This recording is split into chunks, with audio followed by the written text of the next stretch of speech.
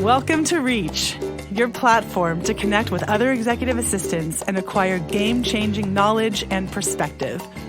Reach is designed to inspire your workday, guide you through pivotal moments in your career, and transform you into the executive assistant you've always wanted to be.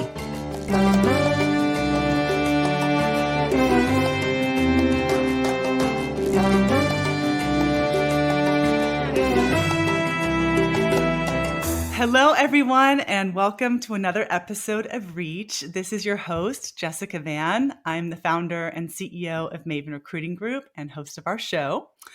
And today I am so excited for this conversation. I have the honor of speaking with Cherie Barfield. Hi, Cherie. Hello, everyone. Hello. Welcome. Thank you. So Cherie is executive assistant at Meta, formerly Facebook. And most important for today's program, she's also the owner of Cherie's Southern Kitchen. And the reason I'm so excited to talk with Cherie today is because, well, one, I love your story and I'm really excited to tell it and give you the opportunity to tell it rather.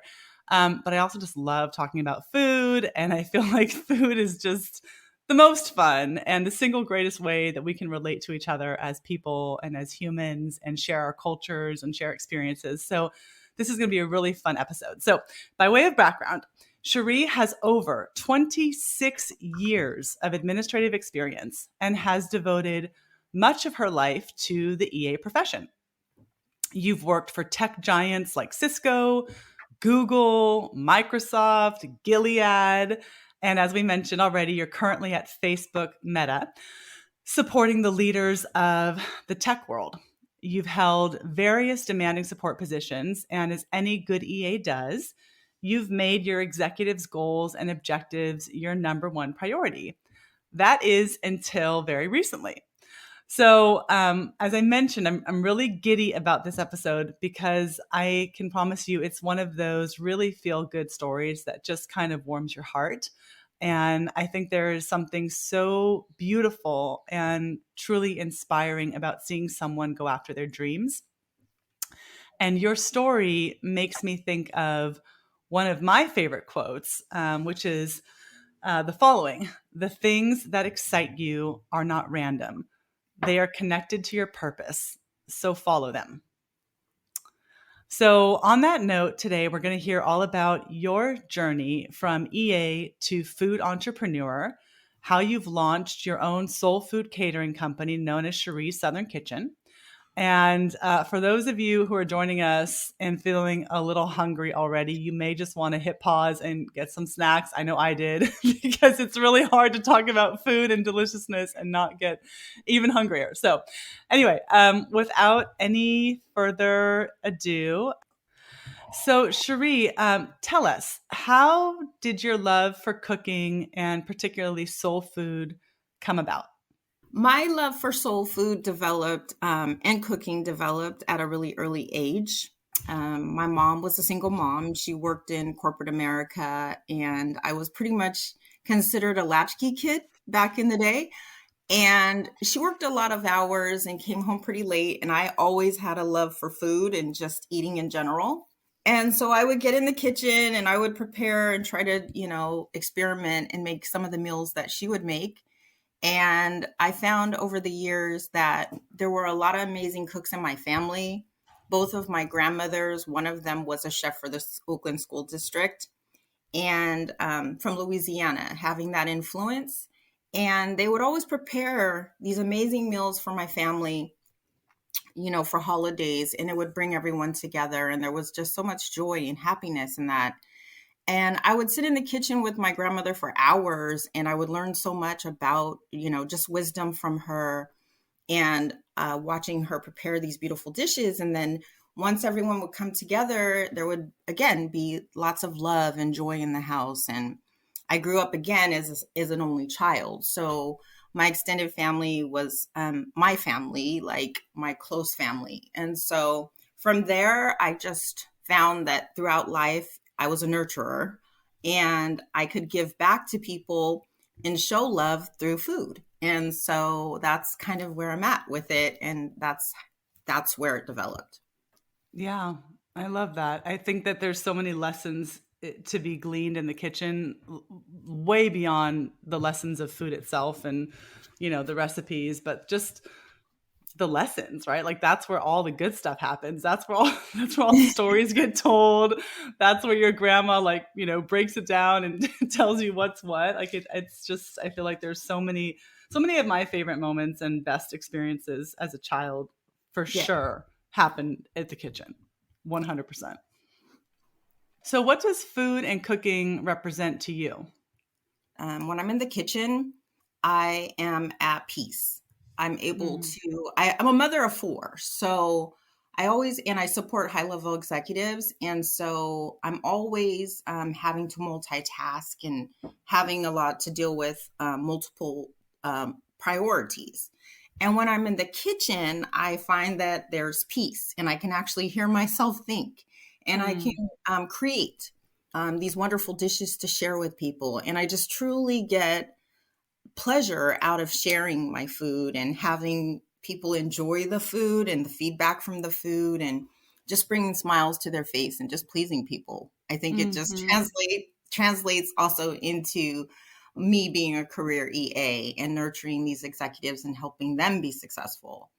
Yeah, It's very yeah. much so. Yeah. Yeah. So on that note, as we mentioned, you've spent 26 years supporting these executives and the organizations that, that they manage or head up. And you're still an executive assistant currently. So what changed in order for you to feel like you were ready to take this leap in actually supporting your own dreams as well?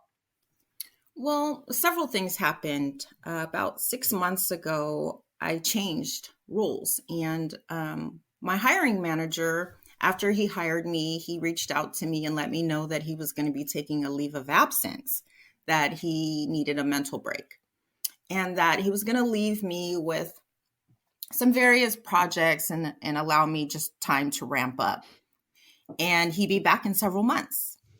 And so I was left with, you know, feeling like my whole entire future was tied to someone else's future.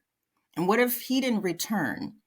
Would I be bounced around? Would I be supporting someone else? And so I decided at that time that it was time for me to finally lean into my own passions and figure out what it is that I wanted out of my future. I have children and I wanted to leave them a legacy and something that they could be proud of, something that they could attach themselves that would be ours. And although I find great pride in supporting these leaders and helping them accomplish their goals, I've at the same time always felt like my dreams were on hold and that I was putting other people in front of me. So I had a little bit of time, and previous roles had kept me working 12 to 14-hour days, and I was Mm, also experiencing burnout. But there was no time left for Cherie and what was important to me in my future. And I just knew that time was ticking and that I needed to do something soon while I was still capable.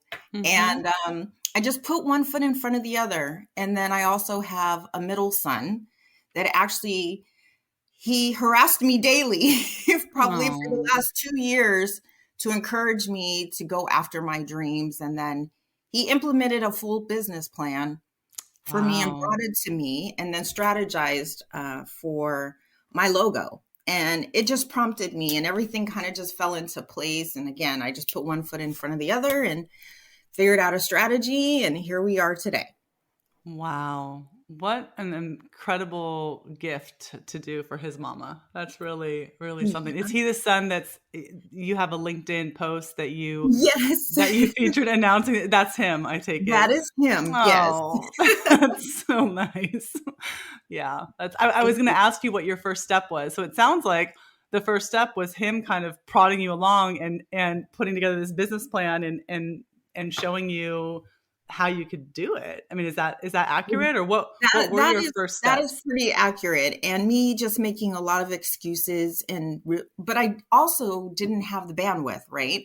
And Mhm. so I had to strategically position myself in a role that would allow me the opportunity to focus on myself as well. I hadn't been able to do that in the previous roles. Mm-hmm. So I think it just all fell into place, and it was just time. Yeah. Well, it's interesting to hear you talk about the prelude to all of this, which was that your executive decided to kind of take a pause on his career, or maybe it's her career. Or, sorry, I don't know.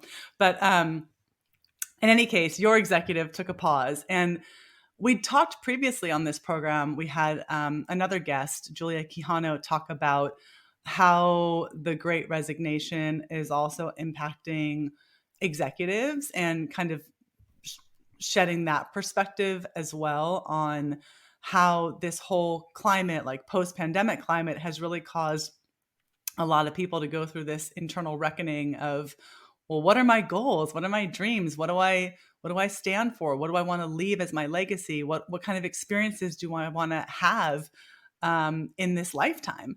And it's interesting to hear you say that, because it sounds like that executive went through their own kind of moment of pause, and who knows, maybe it was part of that whole, resignation movement that we saw happening in mass, about a year ago. But what's so cool is it sort of, forced you along your own trajectory and created that moment for you to actually have some breathing space and headspace to do it. And I love that. And what a great thing that you were able to capitalize on that. Thank you so much, Jessica. Yeah. So did you know what was going to be on the menu? Was it like kind of an obvious, where it's like, well, mom, you obviously need to have these and these and these things. Like what did that look like? What was that creative process like? Gosh, so I just my menu consists of every dish that I can make well. That I actually cook outside of just soul food, and I will eventually have different variations of menus, but soul food I do well, and I do have a love for it. So when I was creating the menu, my son is, he's in his mid 20s, early 20s, and he has a different take on food, right? He's from a different generation.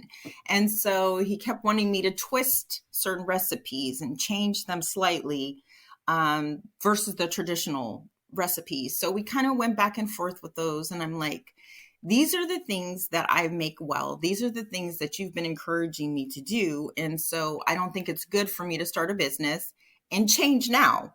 Mm-hmm. Maybe later we can have some different variations, but as far as what I'm going to serve now, it's the staples. And so my menu has all of the traditional soul food. And then two, actually has a Creole influence. My father's mother is Creole. She's from Louisiana. My family on my dad's side is from Louisiana. So that also has an influence on the food, the gumbos and the jambalayas and the Creole variations that are also added to the menu. Mm-hmm. And that's actually my favorite dish to prepare is gumbo. So You are speaking yeah. my language. Yeah. That's my love language right there. Yeah, we went back and Yeah. forth, and I'm like, this is the way it's going to go. And then we can twist later. Yeah, I'm Let like, me do what I why do do you well. need to mess with a good thing? Gumbo is great. Like, I'm curious what he wanted to see innovated on gumbo. Like, it's Oh my gosh. delicious. Yeah, That's a whole yeah. nother conversation. That's a whole Jessica. other concept. If you tell me he's suggesting a vegan gumbo, I'm done. Like, it's no. Well, he didn't want the seafood in the gumbo, which, Oh God, yeah, no, yeah. no, no. So we've agreed to have, a couple variations, chicken and sausage, and then a seafood gumbo. Okay, all right. So I'm curious, because I can think of a lot, but obviously you, as somebody that has lived this life, know best. Like, what are the transferable skills that you think you're bringing from your executive assistant career into the launch of this business, and how you're running it and how you're structuring it? I'd love to hear kind of some of that crossover that you've observed. Well, the EA role, you have to have excellent organizational skills.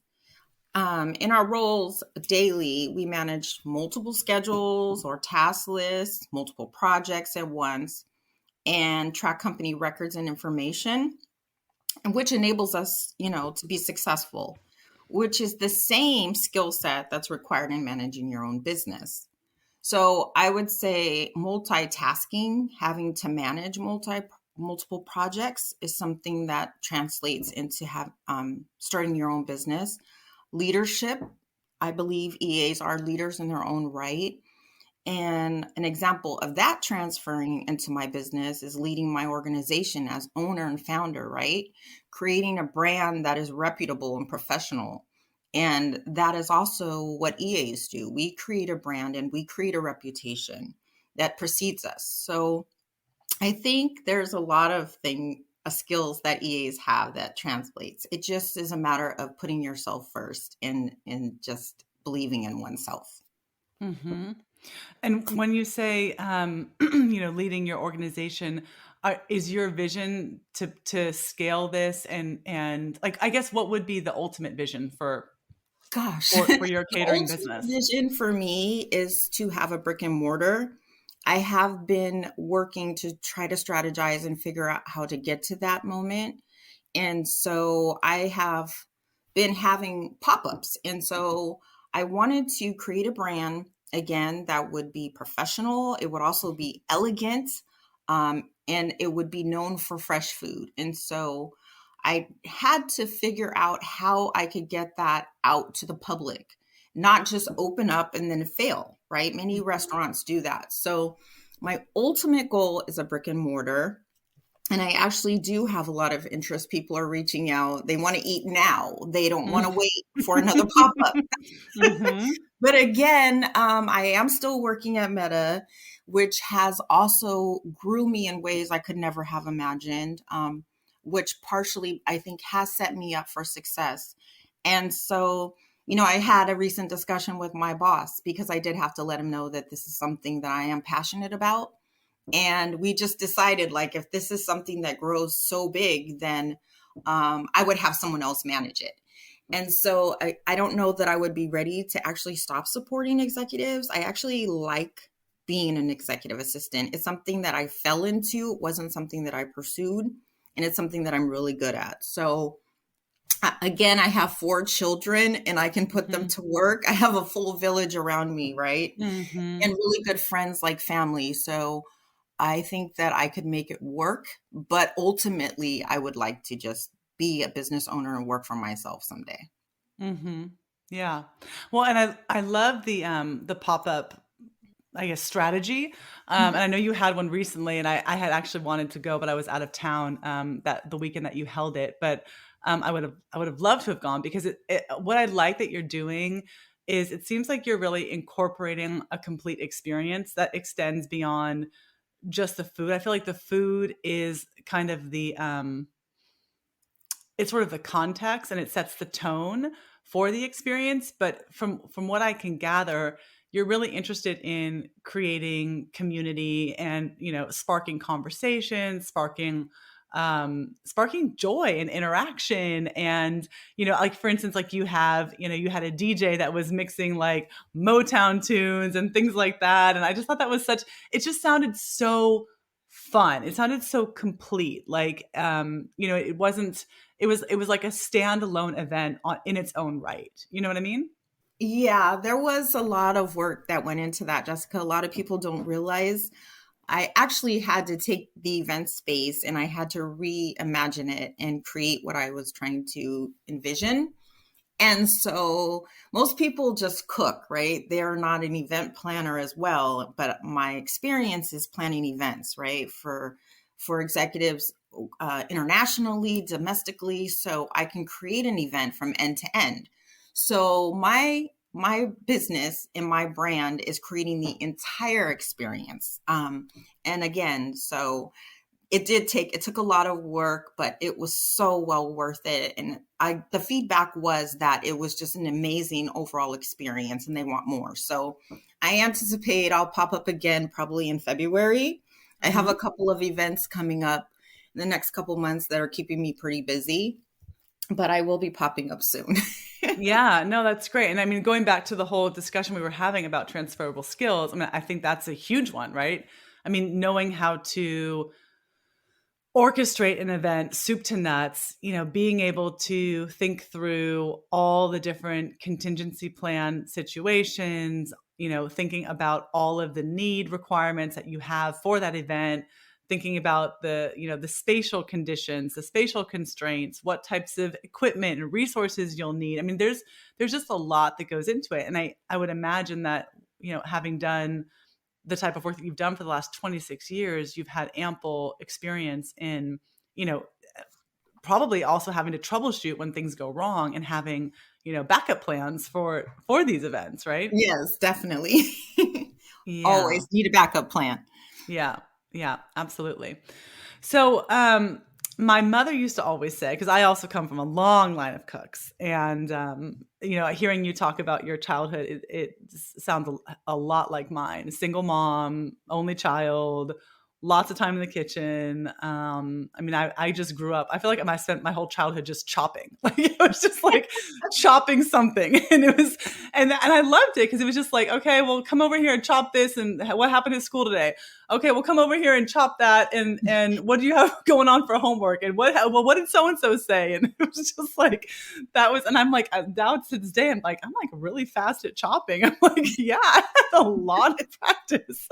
But anyway, my mom used to always say that the sign of a great cook is somebody who can make something out of virtually nothing. And God, was she good at that? I mean, she could literally open the fridge. Well, I would open the fridge and I would be like, Mom, like there's nothing to eat. And she'd be like, step aside, let me see. And then she would open the refrigerator and inevitably she would throw together like some delicious meal. And I was like, how did you pull that off? So I guess my question to you is, what is your favorite go-to meal when the fridge is nearly empty and the cupboards are bare and you've got to pull it together? What is the Cherie staple pull a rabbit out of your hat meal? I would have to say meatloaf. Having, 4 kids and having to stretch meals at times and working so much and not wanting to cook, every single day, we usually always have hamburger meat and have some type of veggies, right? And bread of some sort in the house. So I could always throw together a meatloaf and my kids loved it. That mashed potatoes. If we didn't have mashed potatoes, I would open up a box of Kraft macaroni and cheese. That actually kind of sounds really disgusting right now, but that in a can of green beans, like is an easy meal to throw together. And again, it stretches quite a bit when you have multiple kids. So that would be my favorite. And then second would be breakfast. I love breakfast. And we would always have some type of eggs, bacon, something in the house, waffles, be able to just throw together and have breakfast for dinner. I love breakfast for dinner. Yeah, that's a good one. So what advice or encouragement do you have for our executive assistant listeners who are considering maybe starting their own side hustle? Or, maybe like yourself, they have this passion project that they've been sort of putting on the back burner for years and they want to give it a go. What advice do you have for them for how to get started or how to balance, that with their primary job? Would love to hear kind of what you've learned so far in this journey. Gosh, I would have to say the most important thing is to listen to your inner self. And, in 2021, I created a vision chart and I had 4 F's. That's how I framed it. And it first was faith, and then family, Facebook, and then food. And I prioritized every single thing except for food this last year. And the advice I would give is just to, if you're passionate about something or you're really good at something and you find that brings you complete joy, just to believe in yourself. Don't listen to anyone else. And if you can, hone in on that and try to keep it to yourself, so that no one can destroy your vision or your dreams, because people will try to deter you from moving forward when they know that you're going after something great. So again, just believing in yourself, having the faith to step out, prioritizing yourself. It might involve just silencing it out or just isolating yourself from the rest of the world or people and just investing in yourself, spending time to yourself to figure out what's important to you and, kind of what makes you happy. and just prioritizing that any way possible. If that means you're giving up your evenings, or you're waking up in the morning before the rest of the household and putting a plan into action, but doing something that's actionable to help towards build towards your future. I say that that's very important, and you should prioritize that with everything that you have. And don't wait until it's too late, Mm-hmm. just act and don't be afraid. Just that's all I can say. And then for me, I'm just a faith-based person, so I believe that God just put that in me, and it's part of my purpose. So it's important for everyone to try to figure out what their purpose and their true passion is. Mm-hmm. And that's why I go back to that quote that I opened with, because I really do believe that. I believe that, tuning into what you care about, that's a clue. That's a signal, like what interests you and what intrigues you, what sparks your curiosity. That's a sign, that's indicative of something, and that could be linked to your calling and to your moment for greatness, and or even if not greatness, happiness, right? Fulfillment. Like, not everything needs to lead necessarily to tremendous wealth or whatever. It could just be tremendous fulfillment, and feeling really good about what you're doing and feeling really fulfilled by that. And I really do agree with you. It's like, when you have something that's really special to you, and there's always going to be naysayers, and it kind of, listening to you talk, it reminds me, like, when you're pregnant or you're about to have a child, everybody's, oh, what's the baby, what names are you thinking of? It's like, don't share the name.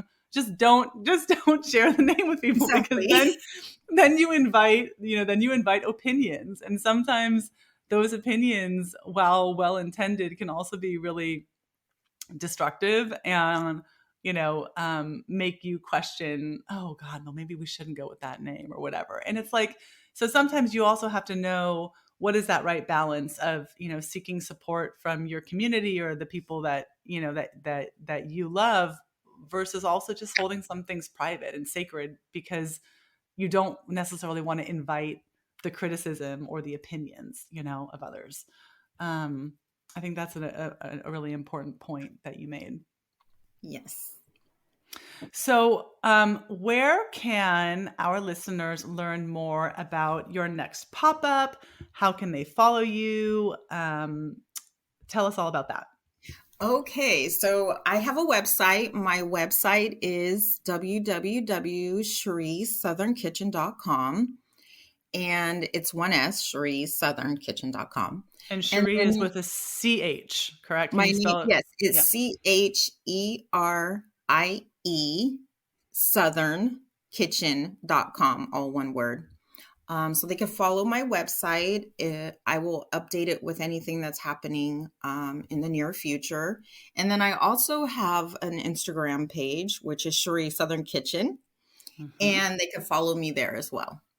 Okay, great. Fantastic. So I have a final question for you. And that is, if there is someone that you could support, it could be anybody throughout the world or history, who would you choose to support and why? Okay, this is going to be a shocker, but I would have to say it would be Jay-Z. And Ooh, okay. Tell us yeah, more. yeah. So he's just such a powerful person, and he transcended from a corner hustler to an entertainment mogul, and he's worth 1.3 billion dollars. I would just love the opportunity to have the exposure to him and his business acumen and learn from him. I just think that would be the best opportunity ever. One of my favorite quotes from Jay-Z is belief in oneself and knowing who you are is the foundation for everything great. And I guess that would be the person if I had the opportunity. Yeah.